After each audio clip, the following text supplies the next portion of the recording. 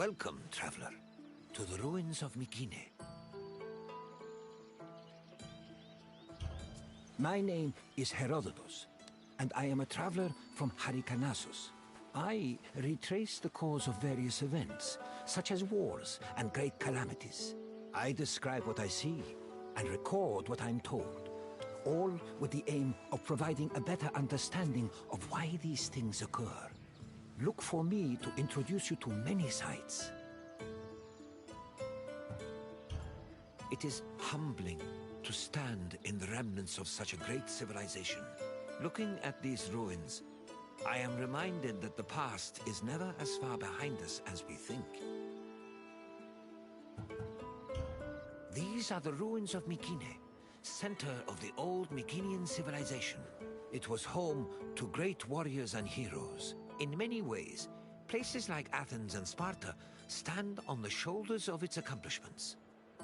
This tour will take you through its ruins and introduce you to its most important monuments, revealing its history in the process. I hope you enjoy yourself. I'll be waiting for you at the end of your visit.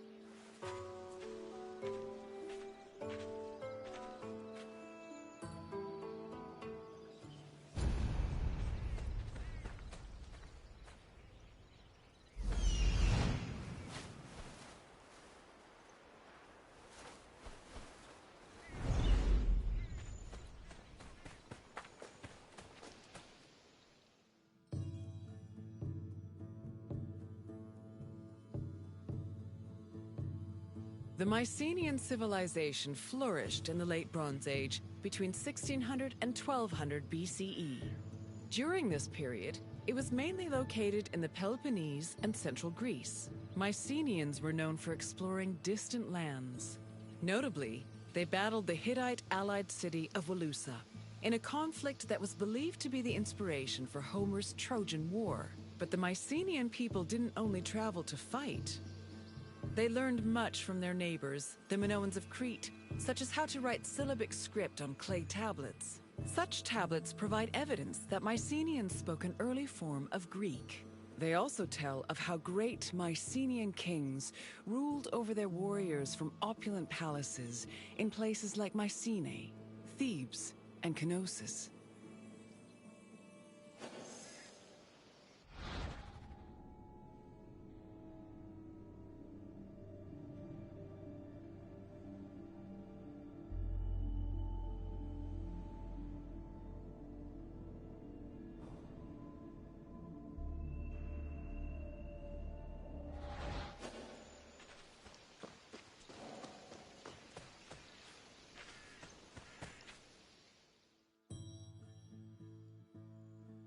The entrance to Agamemnon's citadel, or the Lion Gate, is one of the most iconic monuments in Mycenae. It is impressive for both its height and for the intimidating rendering on its relief, which depicts two lions standing on either side of a column. Unfortunately, the lions' heads, which were presumably made of a precious metal or higher quality stone, have been lost to time. The gate was most likely meant to greet a triumphant king returning home from successful military campaigns and to awe foreign visitors.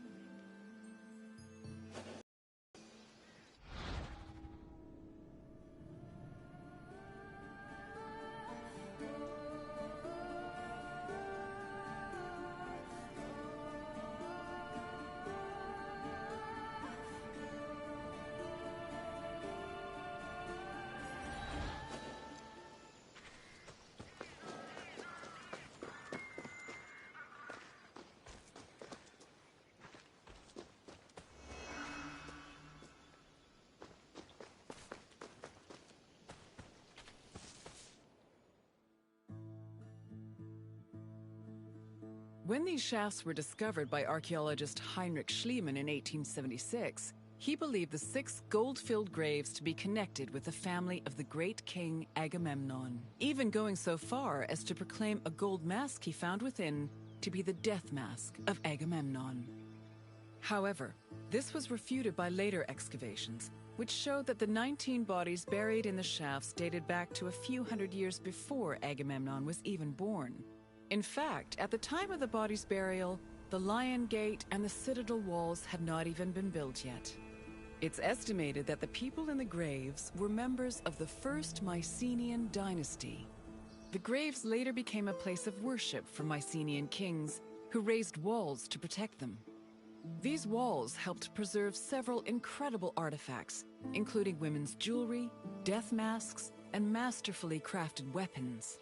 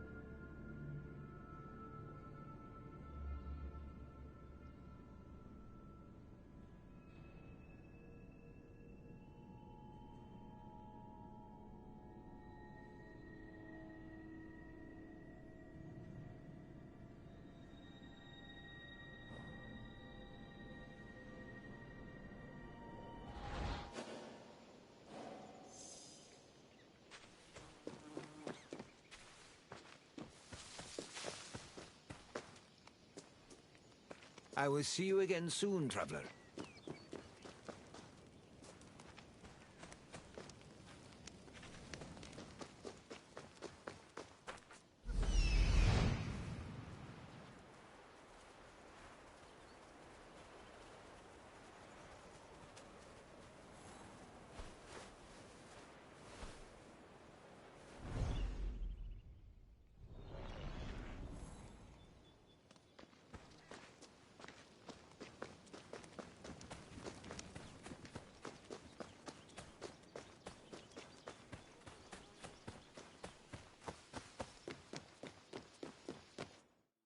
By 1250 BCE, Mycenae was at the height of its power, and its living quarters and workshops were numerous. Houses were built everywhere, from the top of the palace's hill near the king's residence, to the slopes and terraces within the walls, to the nearby hills outside the citadel.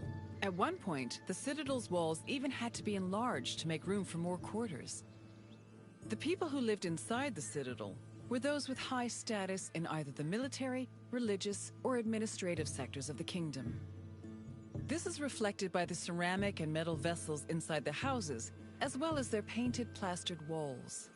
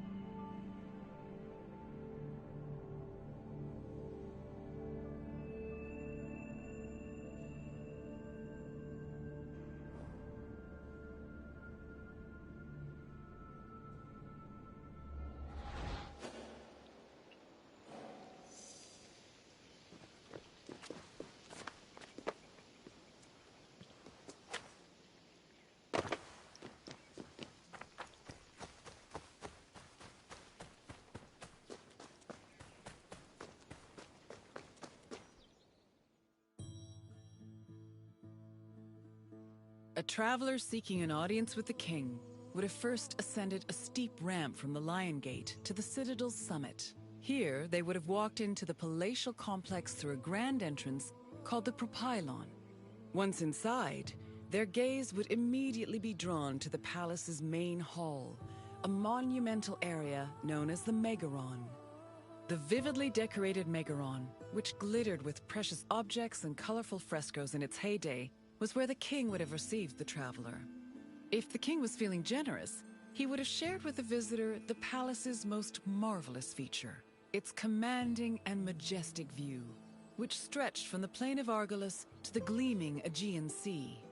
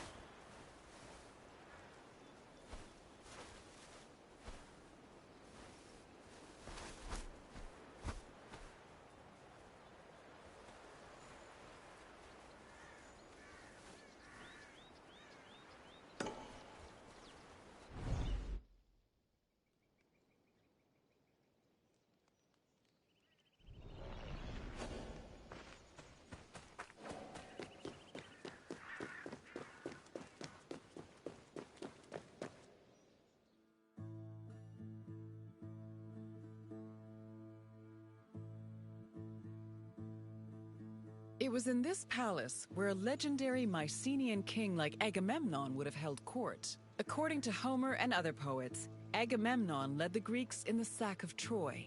Stories say that he was a fearsome warrior on par with Achilles, but also an overly ambitious and arrogant ruler.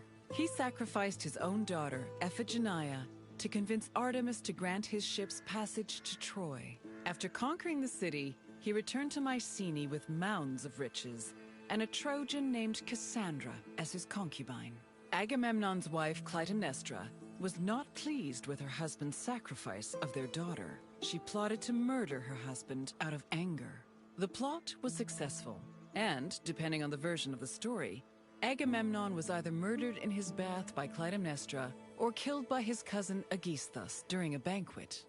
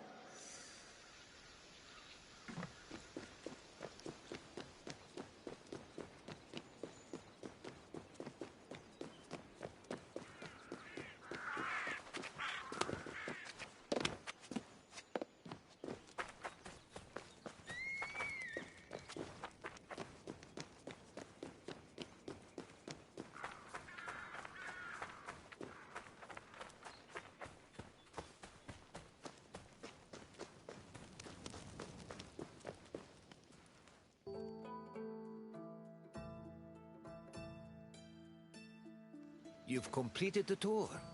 I trust it was an eye-opening experience. Though it did not last, Mykene was a sort of precursor to what would eventually become the Greek civilization we know today. It's important we remember them, if only to avoid repeating their mistakes. Now, what else would you like to do?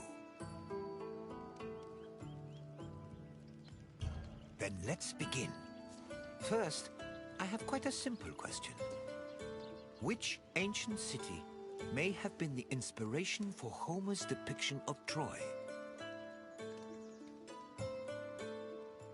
No, the Meginians who were at war with Troy in the first place.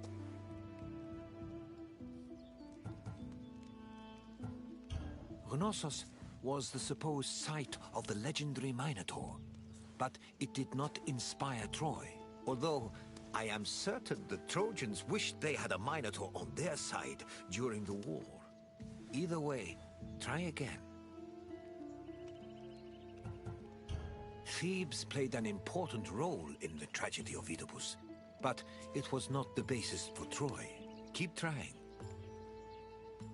Yes, the Mycenaeans' conflict with the city of Wilusa allegedly inspired Homer's Trojan War. Now for the second question. Agamemnon sacrificed his daughter Iphigenia to convince which god to allow him to proceed to Troy?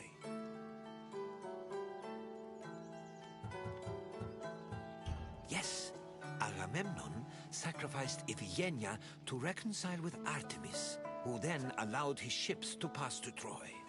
Now, one last question. What was the name of Agamemnon's Trojan concubine?